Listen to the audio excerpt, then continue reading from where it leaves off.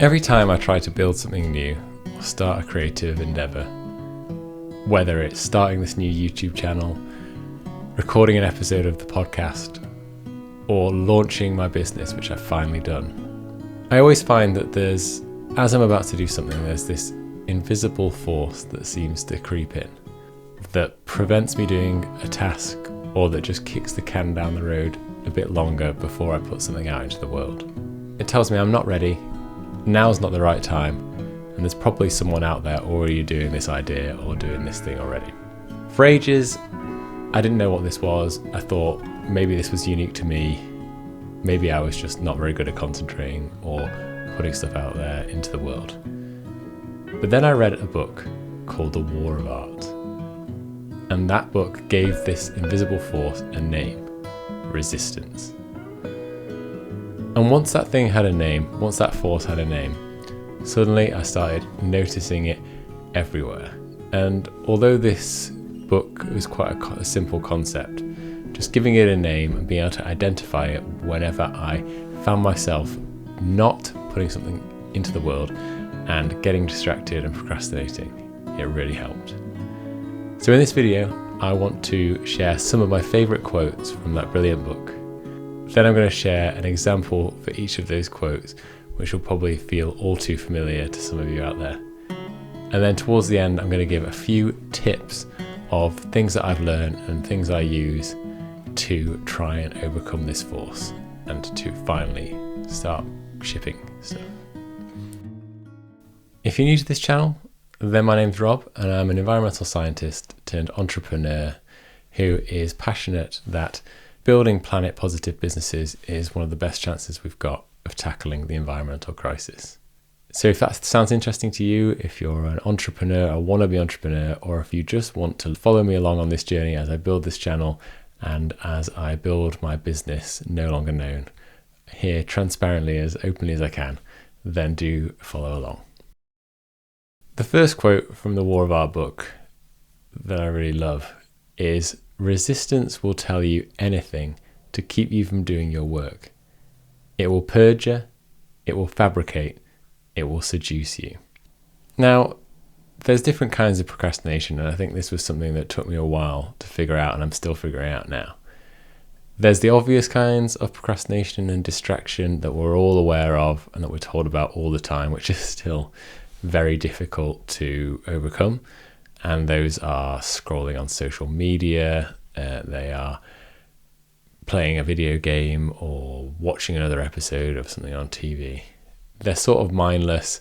They are dopamine hits that don't really provide any value to the mission you're on or what you're trying to build or create. But the trickier thing was something I was kind of not aware of at the start, and as I say, something I'm becoming more aware of over time, and that's procrastination that feels productive, or that at least this concept of resistance, this voice, makes you feel that is a useful use of your time. But deep down, you know, it's probably not what you need to be doing right now to really progress. So for me, that might be another episode of a podcast which is going to give me ideas for what I'm building. It might be reordering my Notion to be more structured and categorized. It might be what I was doing before I started this video, moving the books around in the background to be in a different order.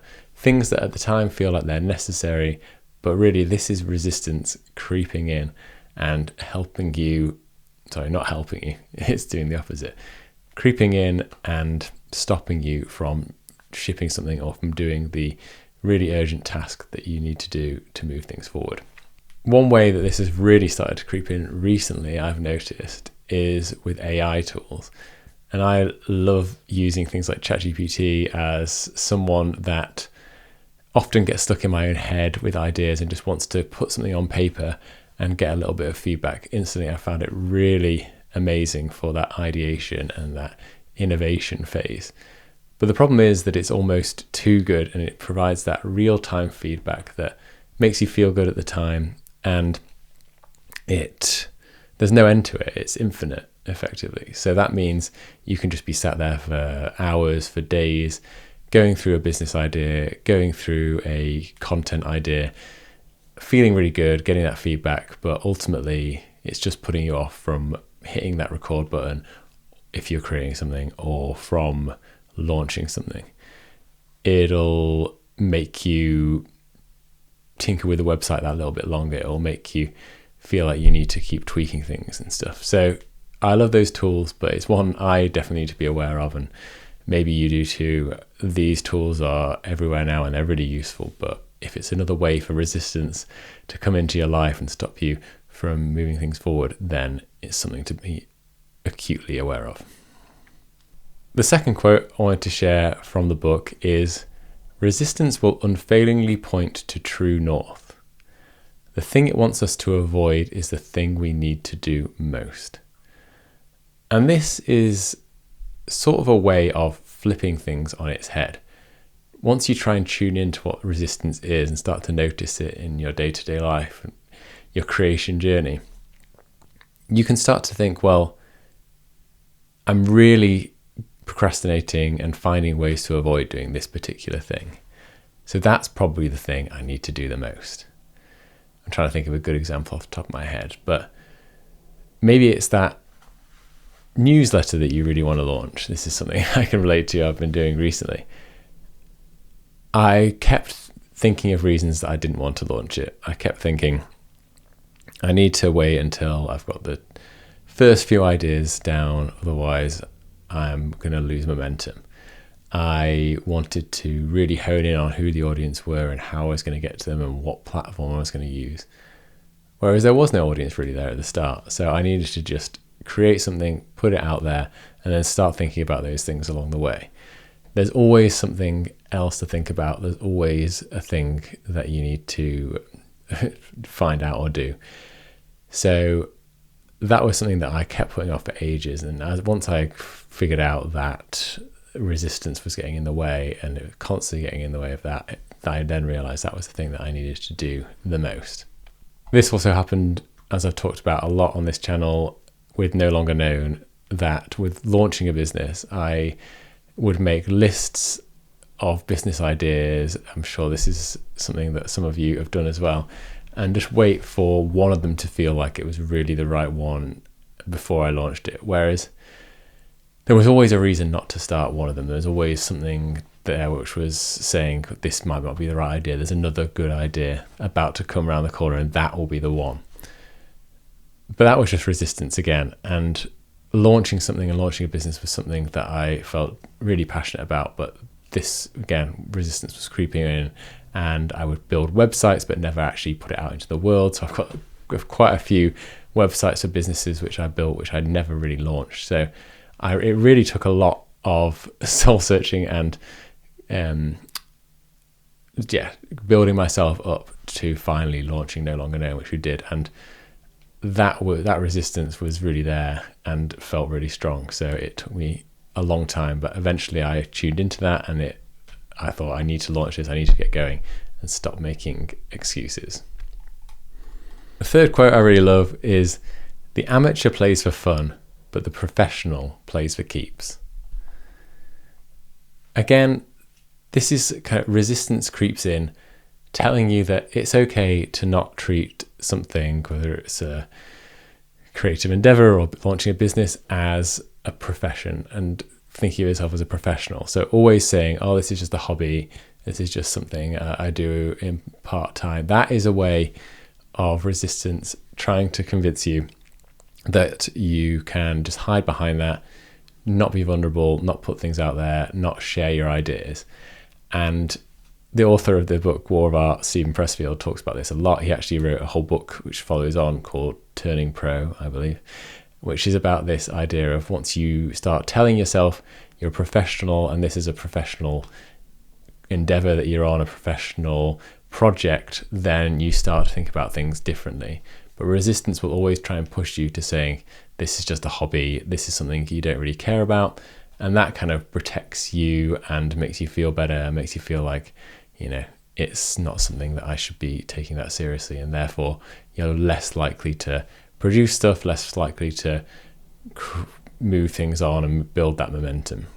This is something that I know I still need to work on with No Longer Known, and although it's still really something I'm building on the side because I'm not financially ready to go all in on it, I'm carving out more time and being more deliberate with the time that I'm dedicating to it. So specifying specific hours early in the morning or in the evenings to work specifically on it, so that I don't find a reason not to because I'm a bit tired or something like that. So that brings a level of professionalism into it, actually putting it into the diary, making it feel like it's something that you need to stick to. And yeah, it then stops being a hobby, something you wait for energy to do, and something that you just do because it's what is part of who you are and part of what you're doing in your journey. And the final quote from the book, which I wanted to share today, is resistance will tell you you don't have the credentials. Who do you think you are? And this again, you might know this as imposter syndrome. Imposter syndrome is just a form of resistance where it's saying there's someone out there who knows how to do this better than you. Somebody's already had this idea already and they're probably already building it. It's that thing that stops you from moving forward from shipping something. Imposter syndrome is what it's often known as, but it's a form of resistance as well. Again, I had this before I launched No Longer Known, before I started this YouTube channel. You go on YouTube, you see thousands of people, creators who've been doing this a long, long time. It's taken them ages to build up an audience, and you think, well, why bother? I'm never going to get there. I'm rubbish at this. And I still feel this now. I'm feeling it right now. But again, it's just resistance creeping in saying, well, why bother? What's the point? It's too difficult. Again, with businesses, there's always going to be someone who knows a little bit more than you, that has done something more or is a bit further ahead. But that's always been the case. And just think those people were once where you are, and that's not a reason to not get started. The journey won't be linear, and just moving forward and putting one foot in front of the other is the key. And I guess that comes onto the point that really in all of this, it's about momentum beating motivation. It's about turning up as a professional, sitting down and doing the work, even if you don't feel like it, diarizing it and making it part of your habits. And that's where I want to come on to the 3 tips of how I am trying to overcome resistance and be better at this. So the first thing was coming across this book and putting a name on this. And I've actually got a couple of the quotes from the book taped to the wall, and just to remind me that it's probably resistance that I'm feeling. And once you put a name on it, like Steven Pressfield did in The War of Art, and you start to notice it, and you almost in a kind of mindful way, every time it crops up, just going, oh yeah, that's resistance. I noticed that, but I'm going to carry on. I'm not going to give in to that bit of procrastination or whatever it is. And I guess just going into every task that you do around whatever you're building, just noting, is this the most important task I should be doing right now? Or is this just resistance trying to prevent me from doing what I should be doing? So naming it and being mindful is the first tip. The second one is around feeling that fear and doing it anyway. It's that second quote I referred to about resistance feeling strongest when it's the most important thing you should be doing. So understanding that fear is natural, that feeling that it's too scary, you don't want to do it, that's natural, and that's just resistance coming in. So it's okay to feel that fear, to acknowledge it, but just to carry on and do it anyway. And the most important tip for me, as I hinted at before, is this idea that momentum beats motivation every time, and also the power of habit. We're creatures of habit. We fall into and out of habits very easily. And if you wait, it's very rare you'll find in life that if you wait for motivation to strike, then it probably never will. So it's very rare that happens, and then you're like, right, I'm going to do this thing, I'm going to work on this thing because I feel energized. You need to just schedule things in and do it anyway, and then that energy will come afterwards. Some days you'll feel rubbish, you'll feel tired, something will have happened, you won't want to start writing or working on that website or doing whatever it is you need to do for your creative endeavor or business. But you need to just do it anyway. And the next day you might feel a little bit more motivated. And there'll be these days that you look back on where you were in the flow state and it felt amazing and this is the best thing ever. And those days do happen, but they only come if you also do the days that don't feel so great at the same time. So always remember that momentum beats motivation every time. Keep putting one foot in front of the other and you'll get there. These various analogies I could use here around, when you go on a long walk or you climb a mountain and you look at the mountain at the start and it looks huge, but if you think of it as lots and lots of tiny steps and you just put one foot in front of the other, soon enough you look back, look down, and the view is amazing and you think, how the hell did I do that? And this feeds into habits and making sure you get into good habits and doing things in a schedule or doing a certain amount per day. We really are habitual creatures. So I would also recommend the book The Power of Habit or Atomic Habits to kind of go alongside The War of Art as a bit of a bonus there. I'll probably do a future video on that concept because I really like that as well. So that's it really.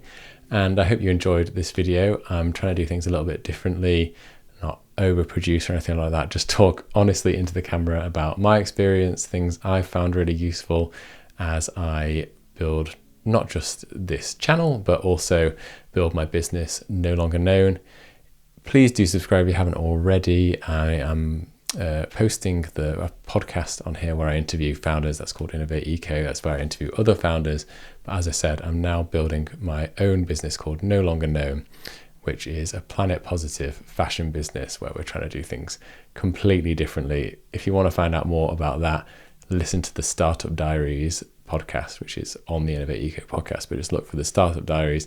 It's also on this channel. You can watch it there. And me and my brother, who's the co-founder, share all the kind of things we're working on, and hopefully that'll be interesting and useful too.